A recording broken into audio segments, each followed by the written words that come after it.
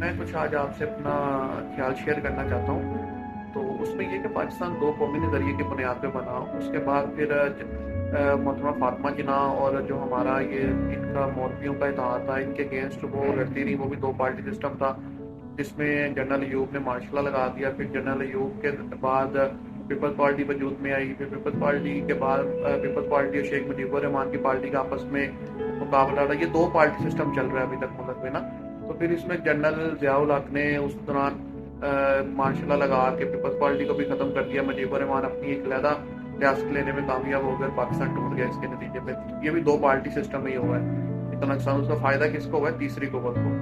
اور اس کے بعد پھر پیپلز پارٹی اور نون لیگ 2000 تک آپس میں لڑتی رہی۔ پھر جب تک تیسری قوت پھر مسلط نہیں ہوگی پاکستان کے اوپر، تب تک آپس میں لڑتی رہی۔ پھر 2007 میں جب یہ واپس آئے ہیں بین میر کی شہادت کے بعد، انہوں نے پھر ایک فیصلہ کیا کہ اب ہم تیسری قوت کو آگے نہیں آنے دیں گے اور اپنی لڑائی خود لڑیں گے، ایک دوسرے سے لڑیں گے، ایک دوسرے کی ٹانگیں نہیں کھینچیں گے۔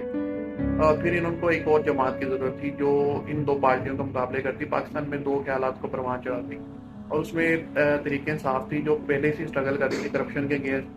تو ان کو مزید انفارمیشن دی گئی کہ پاکستان کو کس طرح کرپٹ ان دونوں خاندانوں نے تباہ کیا ہے، اور ان کو پروان چڑھایا گیا، اور یوتھ آگے ان کے ساتھ ملتی جا رہی تھی، اور 2018 میں وہ کامیاب ہو گئے وزیر اعظم بننے میں عمران خان۔ خیر اس میں اگر اسٹیبلشمنٹ کا بھی ہاتھ جو پاکستان کی تیسری قوت کے طور پر جانی جاتی ہے، مجھے نہیں پتا تھا یا نہیں، اگر وہ بھی تھا تو مطلب وہی ان کو لے کے آئے ان کے اگینسٹ۔ پھر جب خان صاحب گورنمنٹ میں آئے اور وہ اسٹرانگ ہوتے گئے، اور جیسے جیسے مطلب ان کے اگینسٹ جاتے رہے، کچھ ان کے فیصلے جو وہ کہتے ہیں کہ میرے دو اختلافات تھے، ایک D G I S I پر اور ایک اس کے اوپر صوبہ پنجاب کے اوپر وزیر اعلیٰ جو تھے۔ پھر اس کے بعد انہوں نے کیا کیا کہ ایک پی ڈی ایم جماعت لانچ کی، پھر وہی ایک پی ڈی ایم ایک پی ٹی آئی، دو پارٹی سسٹم ملک میں لانچ ہو گئے، جس میں پی ڈی ایم میں آپ کی 13 ایک جو اتحاد ہے پارٹی کا وہ شامل ہو گئے، جس میں ملک کی تمام سیاسی جماعتیں، نون لیگ، پیپلز پارٹی جماعتیں شامل ہیں ساری، ایم کیو ایم، بلوچستان کی پارٹی، جتنی بھی پارٹیز ہیں۔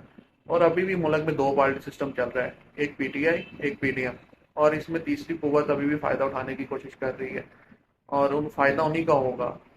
اگر اس ملک میں حقیقی آزادی چاہتے ہیں تو ان سیاستدانوں کو آپس میں مل بیٹھ کے سوچنا ہوگا کہ ہمیں آپس کی لڑائیاں، آپس کے جھگڑے خود ہی حل کرنے چاہیے۔ لیکن خان صاحب اس کے بارے میں بھی ٹھیک بات کرتے ہیں کہ دیکھیں میں کرپٹ اپنے ذریعے کے اوپر کیسے کمپرومائز کر دوں، میں کیسے ان لوگوں کے ساتھ بیٹھ جاؤں۔ تو وہ کہتے ہیں کہ میں حقیقی آزادی کے لیے عوام کے پاس گیا ہوں، عوام کا ان کو ساتھ ہے، اور جیسے کہ رات کو بھی آپ سب نے دیکھ لیا کہ صرف ان کی ایک گرفتاری کی اطلاع کے اوپر کیسے پورے ملک کو پروٹیسٹ کے لیے عوام سڑکوں پہ نکل رہی، فیملیز نکل آئی ہیں۔ تو ہمیں یہ چیز سمجھنی چاہیے کہ یہ صرف یوز کر رہے ہیں لوگوں کو، اور اس کا فائدہ صرف تیسری قوت کو ہوتا ہے۔ اس ملک اور قوم کا کوئی بھی نہیں سوچ رہا۔ ہمیں اس ملک اور قوم کے لیے ایک مضبوط لیڈر کی ضرورت ہے جو اس کو بچا سکے، جو اس کو ایک ٹریک دے سکے۔ ایک ٹریک کی بہت ضرورت ہے۔ کوئی بھی گورنمنٹ آتی ہے وہ قرضے لے کے اس ملک کو چلا دیتی ہے، وہ کینسر کا علاج وجہ سے عمران خان صاحب کہتے ہیں ڈسپلن سے کیا جا رہا ہے۔ ہمیں ایک پالیسی کی ضرورت ہے، ایک ٹریک کی ضرورت ہے، جس کے اوپر ایٹ لیسٹ ہم لوگ 10-15 سال ایک ورکنگ کریں، جس میں ہمیں پتا ہوگا کہ ایٹ لیسٹ ہم نے ایک منزل پہ پہنچنا ہے، اور ہماری منزل ہم نے طے کرنی ہے بیٹھ کے کہ ہم نے کہاں پہ جانا ہے۔ یہ میرا اپنا خیال ہے کہ ہمیں اس طرح کرنا چاہیے، اور سب سیاستدانوں کو آپس میں مل بیٹھ کے اس جو بھی انسٹیبلٹی چل رہی ہے اس کا حل نکالیں، تاکہ ملک اپنے پاؤں پہ کھڑا ہو سکے۔ اور اس کا حل صرف ایک ہے، شفاف الیکشن۔ جو بھی عوام کی طاقت سے آئے اس کو آپ آگے آنے دیں، اور باقی پارٹیز اس کو سپورٹ کریں، سمپلی ہے۔ ہاں قانون پہ حکمرانی ہونی چاہیے، قانون کی حکمرانی پہ کہیں بھی کمپرومائز نہیں ہونا چاہیے۔ قانون اپنا راستہ بنائے، جن پہ جو کیسز ہیں وہ اس کو بھگتیں، کرپشن کے کیسز کو، اور اپنا حساب دیں۔ شکریہ۔